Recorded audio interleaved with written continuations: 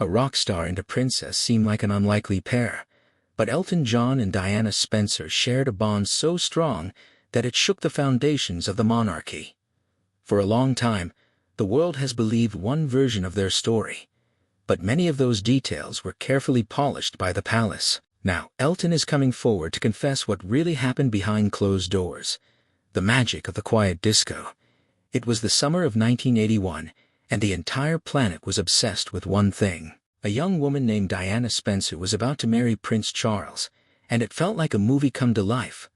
People everywhere were buying mugs and plates with their faces on them, but while the public was watching from a distance, Elton John was right in the middle of the royal circle. He already knew the family well because he had played music for the Queen Mother and spent time with the fun and wild Princess Margaret. Even Prince Philip had cracked jokes with him. But despite being a huge star, Elton always felt like a bit of an outsider at these fancy events. He was a rock star in a world of stiff suits and old rules. Everything changed on one eventful night that Elton remembers clearly. It was the 21st birthday party for Prince Andrew held at Windsor Castle. The room was filled with the most powerful people in the country, and there were huge lights and expensive jewelry everywhere. Elton was there to play the piano, and he felt a little nervous. He was trying his best to act normal in a room full of lords and ladies, and that was when he saw her. Diana had not become a princess yet, but she already had a glow that stopped people in their tracks. She walked into the room and the whole mood changed. Elton noticed right away that she was not like the others. She did not act like a person who was about to join the most serious family on earth. Instead, she had a way of making people feel relaxed the moment she started talking. When they met, you'd think they would talk about boring royal stuff, but no, they started joking about the party and how quiet the music was. In fact, the music was so low that it was almost hard to hear. Since they both thought the party was a bit stiff, they decided to have their own fun. In the middle of the ballroom, surrounded by the most serious people in England, Elton and Diana started dancing together. They did the Charleston while making funny faces and laughing. Even the Queen saw them and could not help but smile at the sight. Elton felt like he had known her his entire life after just a few minutes. They were two people who loved to laugh and did not care about being perfect. This was the start of a bond that went way beyond just being famous, because they soon realized they shared a secret personality that the public never got to see. Incredibly indiscreet the real Diana once they became close, Elton realized that the version of Diana the world saw was only half the story. To the public, she was a shy girl who looked up through her hair at the cameras. But when the doors were closed and it was just her and Elton, she was a completely different person. She was funny, sharp, and loved to talk about everyone. Elton later said she was the best guest you could ever have for dinner because she was incredibly indiscreet. She knew all the best stories and did not mind sharing them. She had a wicked sense of humor and loved to gossip about the very people who thought she was a quiet and obedient member of the royal family. Elton loved this side of her because he was the same way. They would sit together and laugh until they were tired. Diana had a way of noticing the smallest things that were funny or weird about royal life. She loved to tease Elton about his bright clothes and his huge glasses, and in return, he would make her laugh by acting out funny stories from his life on the road. They were like two kids in a classroom who were not supposed to be talking. This bond was special because Diana felt she had to be so perfect when she was in public. With Elton, she could use bad language, tell secrets, and be herself without anyone judging her. But there was also a deeper side to their connection. They were the two most famous people on the planet at that time, and that kind of life can be very lonely. Diana told him about the pressure of being watched every single second. She felt like she was trapped in a cold world where duty was more important than feelings. Elton understood this because he was also fighting his own battles. He was dealing with fame and his own private struggles. They looked at each other and saw a reflection of their own lives. They were both outsiders who had been invited into the inner circle but never truly belonged. This shared understanding made their friendship very strong, and it led to moments that were so wild they almost sounded like they were made up. The Hollywood fistfight, one of the funniest stories Elton ever told about Diana, happened at a dinner party he hosted at his home. He had invited some of the biggest stars in the world, including the actors Richard Gere and Sylvester Stallone. At the time, Richard Gere had just ended a relationship, and Diana was separated from Prince Charles. As soon as Richard and Diana met, it was like nobody else was in the room. They sat on the floor by a fireplace and got locked into a deep conversation. They were laughing and talking like they were the only two people on Earth. While they were having a great time, Elton noticed that Sylvester Stallone was not happy at all. It turns out that Stallone had come to the party specifically to meet Diana and maybe even date her. Seeing her get along so well with Richard Gere made him very angry. The mood in the house started to feel very heavy and tense. When dinner was served, everyone went to the table, but Richard and Sylvester were nowhere to be found. Elton asked his partner to go find them. A few minutes later, his partner came back and told Elton that they had a big problem. He had found the two movie stars in the hallway, squaring up to each other like they were about to start a real fight.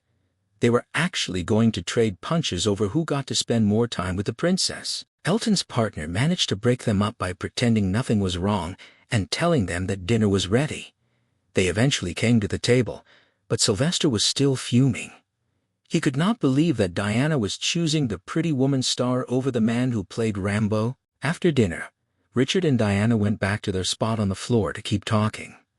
Sylvester decided he had seen enough, so he stormed out of the house and shouted that he never would have come if he knew Prince Charming was going to be there. He was completely under her spell and could not handle the fact that she was not interested.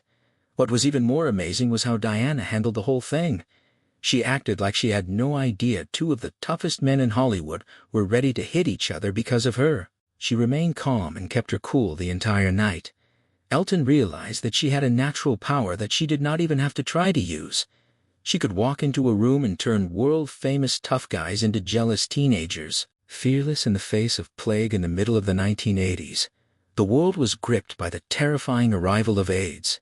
Back then, people were paralyzed by fear because they did not understand how the virus spread.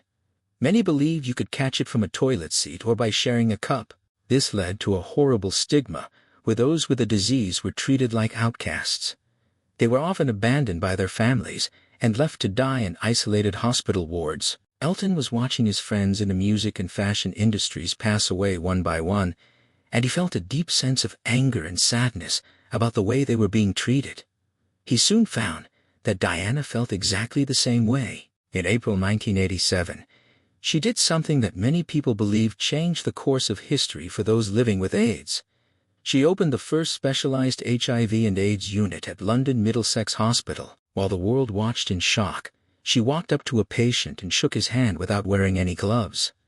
To us today, that might seem like a small thing, but at the time, it was a massive deal. The royal family usually followed very strict rules about health and safety, and many people expected her to stay far away from the patients. By touching that man, she proved to the whole world that the virus could not be passed through casual contact. Elton was moved to tears by her courage. He knew that she was going against the wishes of the palace, who thought the subject was too messy for a princess to handle. But Diana did not care about being proper or safe. She spent hours visiting patients, often when the cameras were not even there. She would sit on their beds, hold their hands, and listen to their stories. Elton said that her kindness gave these men back their dignity. Her work inspired him to start the Elton John AIDS Foundation, which became his life's greatest work. They became a powerful duo in the fight against the disease. They would share information and support each other's charity events. It was a time of great purpose for both of them, as they were using their fame to save lives. However, being that famous meant they were always under a microscope. While they were busy changing the world together, a small misunderstanding about a charity project was about to cause a massive fight. The rift by the middle of the 1990s, Elton and Diana were closer than ever, but the world around them was becoming very messy. Diana was going through a very public and painful divorce from Prince Charles. She was losing her royal protection and her title of Her Royal Highness. At the same time, Elton was working on a very special project to raise money for his AIDS Foundation. He was putting together a big book of photography called Rock and Royalty. The book featured pictures of famous stars and models taken by the designer Gianni Versace. Elton thought it would be a wonderful idea for Diana to write the foreword for the book. It seemed like the perfect way to show their shared commitment to helping people. Diana initially said yes. She was happy to help her friend and support the cause they both cared about so much. But as the book was getting ready to be printed, things took a sudden and sharp turn. Diana sent Elton a message saying that she wanted to withdraw her support. She told him that she could no longer have her name associated with the project. The reason was that the book contained pictures of male models who were not wearing many clothes. Some people at the palace had seen the images and told Diana that it was not appropriate for a member of the royal family to be linked to something so provocative. Elton was shocked and very hurt. He felt that Diana was choosing the approval of the palace over their friendship and a charity that saved lives. He had already spent a lot of money on the book, and her pulling out at the last minute was a huge problem. Elton sent her a message to let her know exactly how disappointed he was. He did not hold back his feelings. Instead of apologizing, Diana sent back a letter that Elton later described as extremely terse. It was short, cold, and very formal. It was not the kind of letter a best friend sends, but the kind a princess sends to someone she no longer wishes to speak to. This letter created a huge wall between them. For the next couple of months, the two most famous friends in the world did not say a single word to each other. Elton was too proud to call her, and Diana was surrounded by people who were telling her who she should and should not be friends with. They went from talking every week to being total strangers. It was a very sad time for Elton, who missed her humor and her company every day. He did not know that it would take a sudden and terrible tragedy to finally force them to break their silence and face each other again. A summer of death and reunions. The summer of 1997 was a time of heat and heavy hearts. On July 15th, a terrible event shook the world. The famous fashion designer Gianni Versace was killed outside his home in Miami. This was a man who was a very close friend to both Elton John and Princess Diana.